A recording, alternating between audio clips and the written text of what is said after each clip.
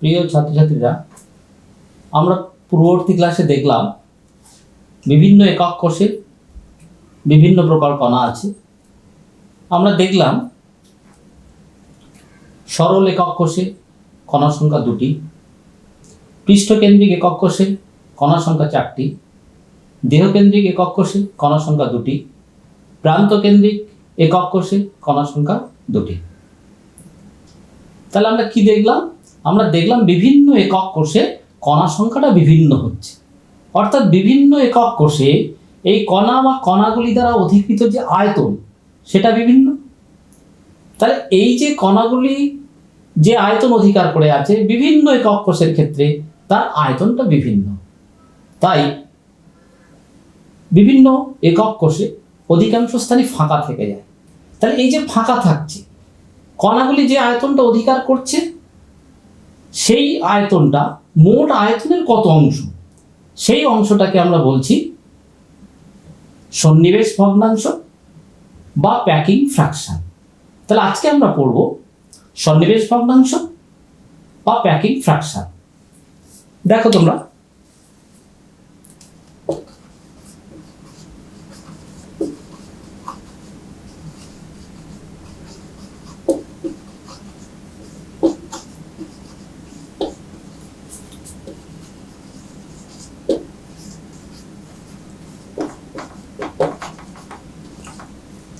তাহলে আমরা packing fraction বলতে কি বুঝব?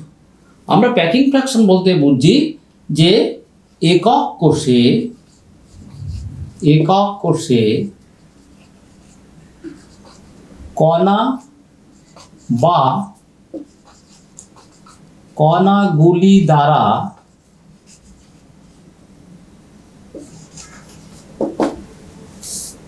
অধিকৃত আয়তন একক কোষের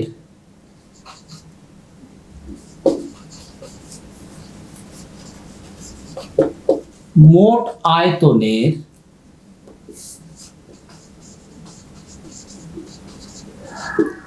যত ভগ্নাংশ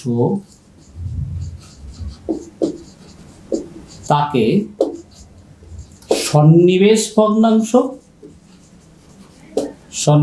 ভগ্নাংশ বা প্যাকিং ফ্র্যাকশন বলি। প্যাকিং ফ্র্যাকশন বলে। ওকে, তাহলে সন্নিবেশ ভগ্নাংশ ইকুয়াল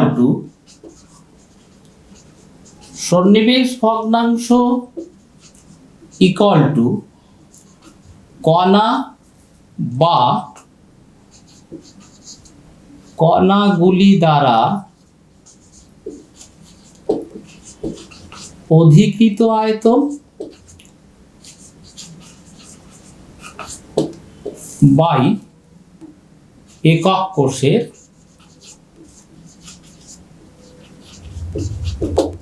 মোট আয়তন।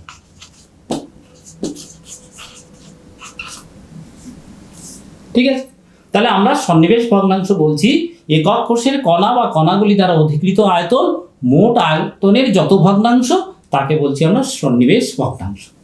এরপরে আমরা দেখব প্যাকিং এফিসিয়েন্সি বা সন্নিবেশ দক্ষতা। তাহলে সন্নিবেশ দক্ষতাটা কি? সন্নিবেশ দক্ষতা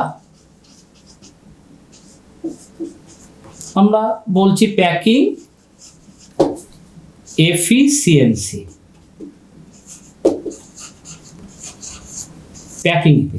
তাহলে প্যাকিং এফিসিয়েন্সিটা কি? তাহলে সন্নিবেশ ভগ্নাংশ হচ্ছে কণা বা কণাগুলি দ্বারা অধিকৃত আয়তন, মোট আয়তনের যত ভগ্নাংশ সেটা হচ্ছে সন্নিবেশ ভগ্নাংশ। সন্নিবেশ দক্ষতা হচ্ছে এই কণা বা কণাগুলি দ্বারা অধিকৃত আয়তন, মোট আয়তনের শতকরা যত অংশ তার শতকরা পরিমাণ, অর্থাৎ কণা বা কণাগুলি দ্বারা অধিকৃত আয়তন মোট আয়তনের যত শতকরা পরিমাণ, সেই শতকরা পরিমাণটাকে বলছি আমরা সন্নিবেশ দক্ষতা। এবার আমরা বিভিন্ন প্রকার একক কোষে সন্নিবেশ ভগ্নাংশ বা সন্নিবেশ দক্ষতা আমরা নির্ণয় করব। তাহলে আমরা প্রথমে সরল একক কোষের সন্নিবেশ ভগ্নাংশ বা সন্নিবেশ দক্ষতা আমরা নির্ণয় করব। একটু দেখো,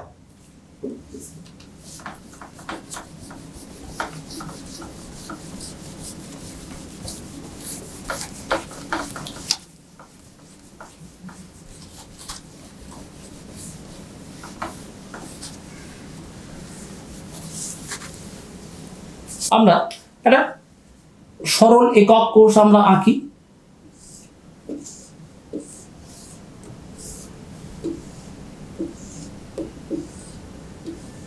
এই একটা সরল একক কোষ।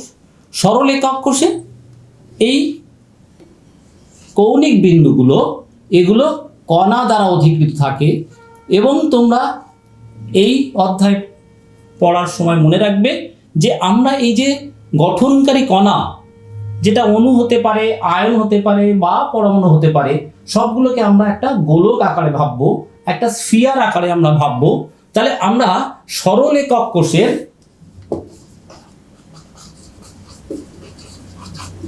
কোষের সন্নিবেশ দক্ষতা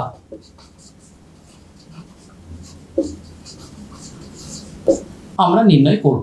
তাহলে কিভাবে দেখো, তাহলে সরল একক কোষে আমরা কি দেখলাম? সরল একক কোষে কণাগুলো কৌণিক বিন্দুতে অবস্থান করে এবং সরল একক কোষে কণা সংখ্যা কত? সরল একক কোষে কণা সংখ্যা, সরল একক কোষে কণা সংখ্যা হচ্ছে একটি। তাহলে এবার দেখো, তাহলে এই সরল একক কোষে যে কণাগুলো আছে, এই কণাগুলো কিভাবে অবস্থান করে? না, এটাকে যদি আমরা এইভাবে ভাবি যে এই সরল একক কোষের কণাগুলো কৌণিক বিন্দুতে যে কণাগুলো আছে, সেই কণাগুলো কি থাকে না, এই কণাগুলো পরস্পরকে স্পর্শ করে থাকে। তাহলে এই যে একটা একক কোষের একটা বাহু, সেই বাহুটা তাহলে দুটো কণা। তাহলে এবার আমরা এখানে ধরি একক কোষের প্রান্ত রেখার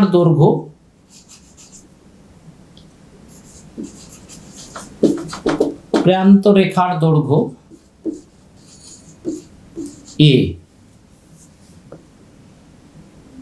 কণাগুলির ব্যাসার্ধ আর।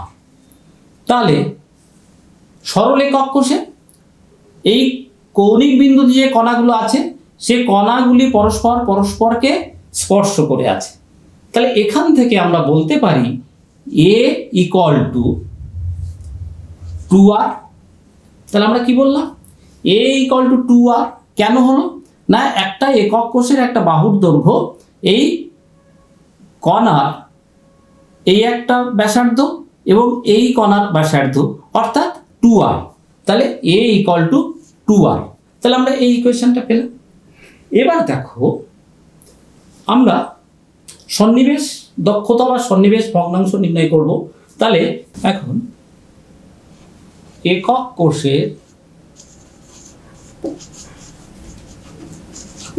কোষের আয়তন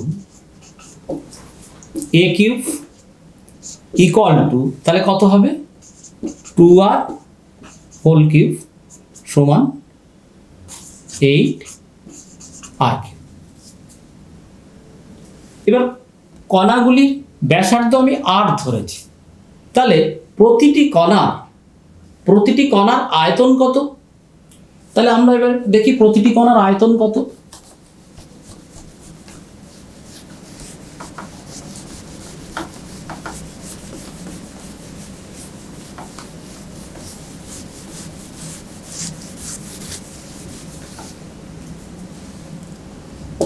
প্রতিটি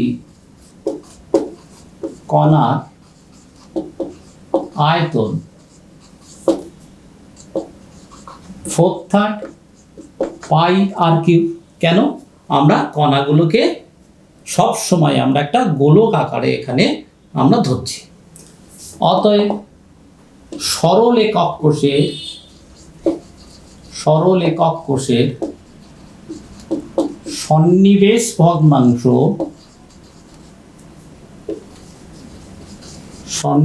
ভগ্নাংশ ইকুয়াল টু কণাগুলির মোট আয়তন বাই একক কোষের আয়তন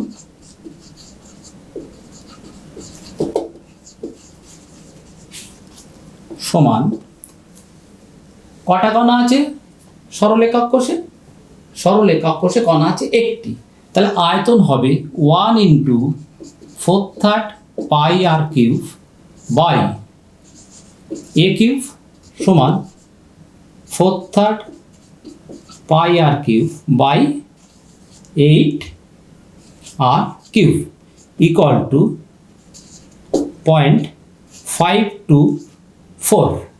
তাহলে সরল একক কোষের সন্নিবেশ ভগ্নাংশ বা প্যাকিং ফ্র্যাকশন হলো 0.524।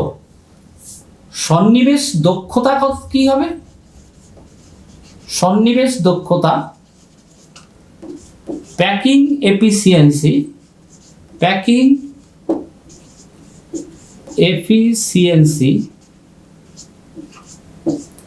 ইকুয়াল টু প্যাকিং এফিসিয়েন্সি কি হবে? এর শতকরা পরিমাণ। তাহলে শতকরা পরিমাণ মানে সমান 0.524 ইন্টু 100/100 সমান 52.4%। তাহলে আমরা এখানে ক্লিয়ারলি বলতে পারলাম প্যাকিং ভগ্নাংশ বা প্যাকিং ফ্র্যাকশন সেটা 0.524 আর প্যাকিং এফিসিয়েন্সি সেটা তার শতকরা অংশ, অর্থাৎ একক কোষে কণা বা কণাগুলি দ্বারা অধিকৃত আয়তন কোষের মোট আয়তনের শতকরা যে পরিমাণ সেই পরিমাণটাকে বলছি আমরা সন্নিবেশ দক্ষতা। তাহলে সন্নিবেশ দক্ষতা ইকুয়াল টু 52.4%। ওকে, এবার আমরা পৃষ্ঠকেন্দ্রিক একক কোষের সন্নিবেশ ভগ্নাংশ আমরা নির্ণয় করব। দেখো কিভাবে করব।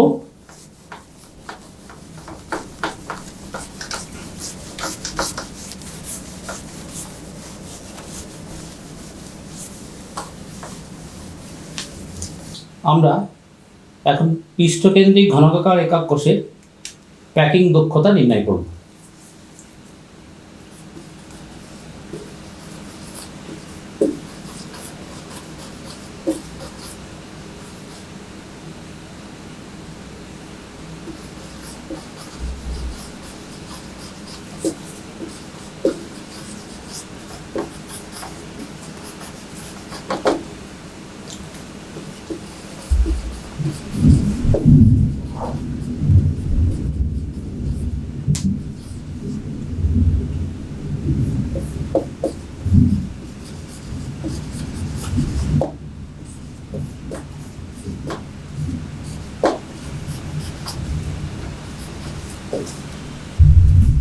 আমরা জানি পৃষ্ঠকেন্দ্রিক ঘনকাকার একক কোষের প্রতিটি কৌণিক বিন্দুতে একটা করে কণা থাকে, তেমনি প্রতিটি পৃষ্ঠে মধ্যভাগেও একটা করে কণা থাকে।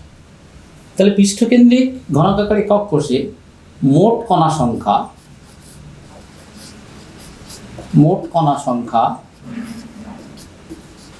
4।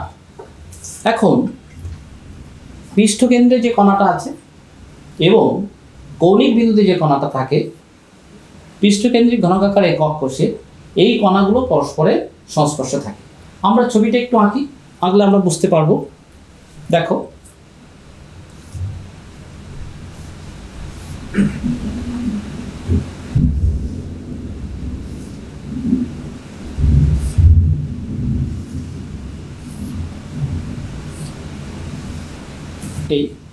এবার এই কৌণিক বিন্দুতে এই কণা, এই কৌণিক বিন্দুতে এই কণা, এই পৃষ্ঠকেন্দ্রের মধ্যবর্তী যে কণাটা সেই কণাটা পরস্পরের সংস্পর্শে থাকে। তাহলে এখান থেকে যদি আমরা একটা সরলরেখা টানি তাহলে এটাকে যদি এ, এটাকে বি, এটাকে সি বলছি, তাহলে এখানে পৃষ্ঠ কর্ণের দৈর্ঘ্য এবি ইকুয়াল টু কত লিখবে এখানে? আমরা কণাগুলোর ব্যাসার্ধ আর ধরে নিলাম। তাহলে কণাগুলোর ব্যাসার্ধ যদি আর হয় তাহলে আমরা কি লিখব? এটা হবে 4r। তাহলে এখন আমরা এখানে একটু ধরে নিই যে ঘনাকাকার একক কোষের প্রান্তরেখার দৈর্ঘ্য এ, কণার ব্যাসার্ধ আর। তাহলে পৃষ্ঠকর্ণের যে দৈর্ঘ্য সেটা কত? ছবি থেকে আমরা কি দেখতে পাচ্ছি? পৃষ্ঠকর্ণের দৈর্ঘ্য AB ইকুয়াল টু 4r। এখন ত্রিভুজ ABC থেকে AB square equal two BC square plus AC square, BC square plus AC square, বা AB square equal two A square plus A square, কারণ ACও একটা প্রান্তরেখার দৈর্ঘ্য, BCও একটা প্রান্তরেখার দৈর্ঘ্য, বা AB square equal to 2A square. তাহলে এবার দেখো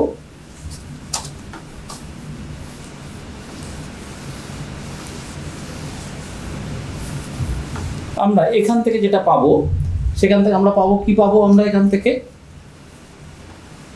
থেকে পাবো 4r square equal to 2a square,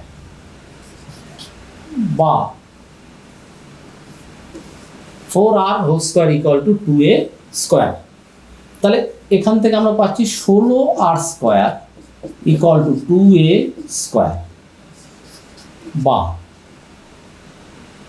2a square equal two পাচ্ছি আমরা 16r স্কয়ার, বা a square equal two 8r square, বা a equal to √8r square সমান হচ্ছে 2√2r। তাহলে a এবং r এর মধ্যে একটা সম্পর্ক আমরা এখান থেকে পেয়ে গেলাম। এবার আমরা যেটা বলতে চাইছি, সন্নিবেশ দক্ষতা বা সন্নিবেশ ভগ্নাংশ সেটা ইকুয়াল টু আমরা কি জানি? তাহলে সন্নিবেশ ভগ্নাংশ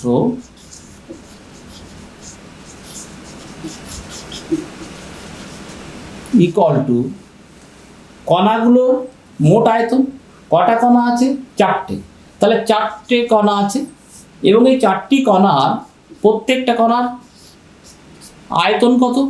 4/3 πr³ বাই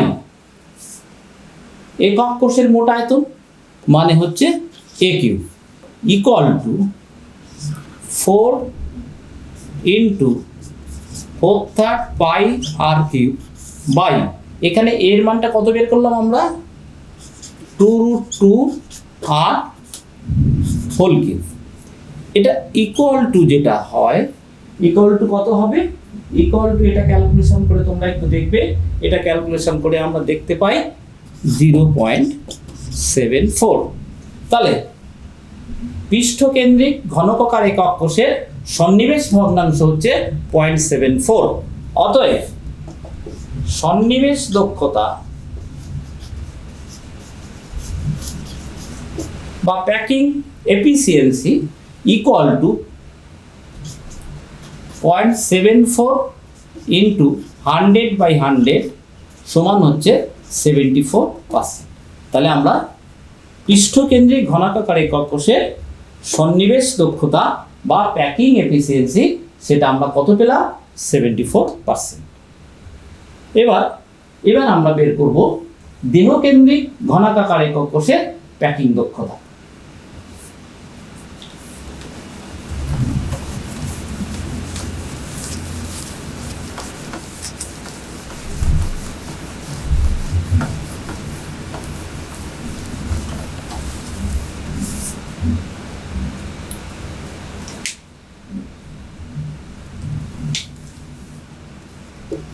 দেহকেন্দ্রিক ঘনাকাকার একক কোষের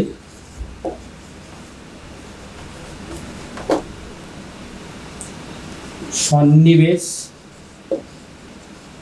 দক্ষতা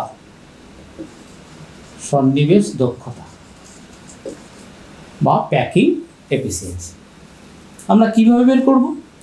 আমরা জানি দেহকেন্দ্রিক ঘনাকাকার একক কোষে কৌণিক বিন্দুতে একটা করে কণা আছে এবং দেহকেন্দ্রে একটা কণা আছে। এক্ষেত্রে মোট কণা সংখ্যা কত? মোট কণা সংখ্যা দুটি। মোট কণা সংখ্যা হচ্ছে দুটি এবং এখানে আমরা লক্ষ্য করলে দেখব যে একক কোষে কৌণিক বিন্দুতে যে কণাগুলো আছে এবং দেহকেন্দ্রে যে কণাগুলো আছে সেই কণাগুলো পরস্পরের সংস্পর্শে আছে। আমরা একটু চিত্র একটু আঁকি, তাহলে আমরা বুঝতে পারবো। দেখো,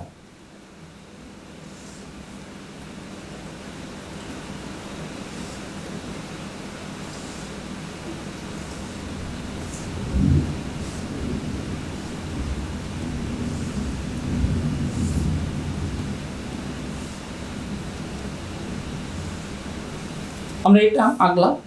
এবার দেখো, এখানে যে কণাটা আছে আর এখানে যে কণাটা আছে, এই যে দুটো কণা, এই দুটো কণার সাথে দেহকেন্দ্রে যে কণাটা আছে সেই কণাটার সাথে এদের একটা সংস্পর্শ আছে।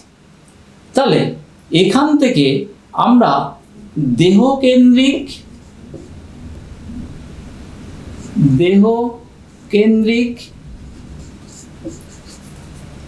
একক কোষে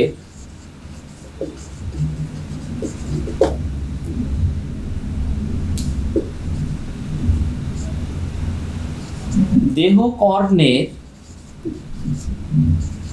দৈর্ঘ্য, আমরা এটাকে চিহ্নিত করি, এটাকে এ বলছি আমরা। তাহলে এখান থেকে আমরা এটা এ, এটাকে আমরা বি বললাম, এটাকে আমরা সি বললাম, এটাকে আমরা ডি বললাম। তাহলে এখানে এই যে দেহকর্ণের যে দৈর্ঘ্য সেটা ইকুয়াল টু এবি। এই এবি ইকুয়াল টু কত হচ্ছে? এটা ইকুয়াল টু 4r। কি করে হচ্ছে? ধরি একক কোষের প্রান্ত রেখার দৈর্ঘ্য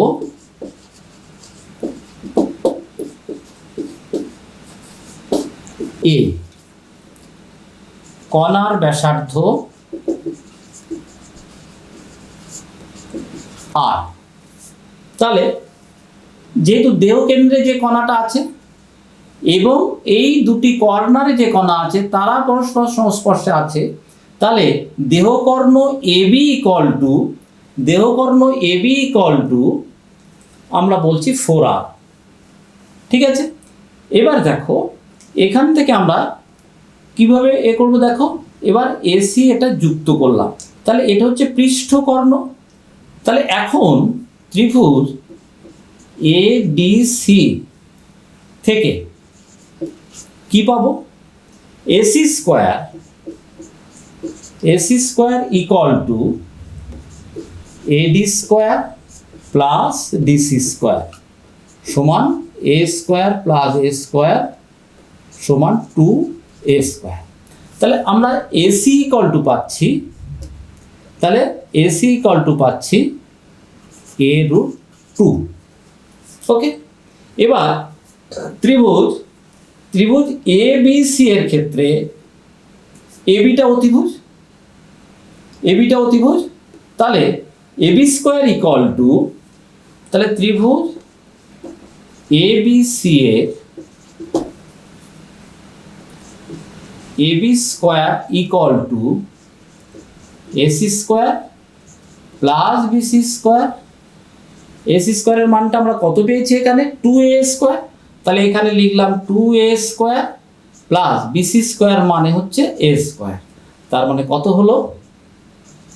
3a স্কোয়ার। তাহলে এবি ইকুয়াল টু পেলাম a√3। তাহলে এখান থেকে দেখো AB ইকুয়াল টু 4R, তাহলে এখান থেকে আমি AB ইকুয়াল টু কত পেয়ে গেলাম, AB ইকুয়াল টু আমরা এখানে পেয়ে গেলাম A√3, AB ইকুয়াল টু কত পেলাম আমরা A√3। এবার দেখো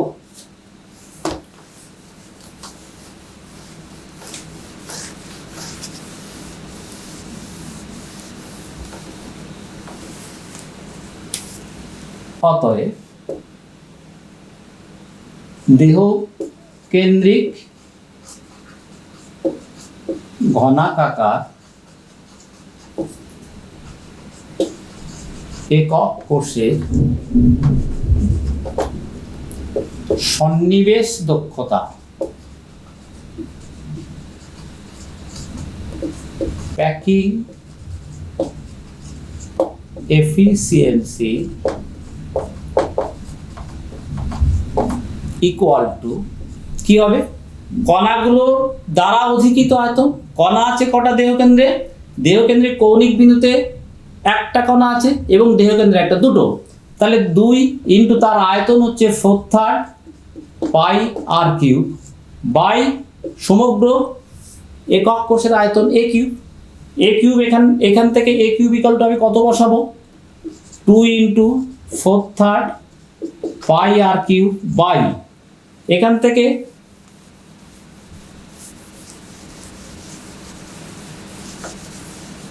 দেখো AB ইকুয়াল টু A√3, তাহলে এখান থেকে AB ইকুয়াল টু কত আমরা দেখেছিলাম 4R ইকুয়াল টু A√3, তাহলে A equal to 4R by √3, তাহলে এই মানটাকে আমরা এখানে বসিয়ে দিচ্ছি। তাহলে কত বসাবো আমরা 4R বাই √3 এইটা হোল কিউব ইকুয়াল টু, এইটা গণনা করে আমরা যেটা পাবো সেটা হচ্ছে 0.68। তাহলে আমরা এখানে পেলাম সন্নিবেশ দক্ষতা বা প্যাকিং এফিসিয়েন্সি, এটা অ্যাকচুয়ালি প্যাকিং ফ্র্যাকশনটা বেরোলো। এফিসিয়েন্সিটা বের করতে গেলে আমাদের কি করতে হবে, এর শতকরা পরিমাণটা আমাদের নিতে হবে। তাহলে এটা প্যাকিং ফ্র্যাকশন বা সন্নিবেশ ভগ্নাংশ বেরোলো। অতএব packing efficiency equal to 0.68 into 100/100 সমান হচ্ছে 68%। তাহলে আমরা দেহকেন্দ্রিক ঘনাকাকার একক কোষের প্যাকিং এফিসিয়েন্সি দেখলাম 68%, অর্থাৎ 68% কণাগুলি দ্বারা অধিকৃত এবং বাদবাকি অংশটা ফাঁকা থাকে। তাহলে আমরা এই 3 প্রকার একক কোষের প্যাকিং এফিসিয়েন্সি কত সেটা আমরা বের করব।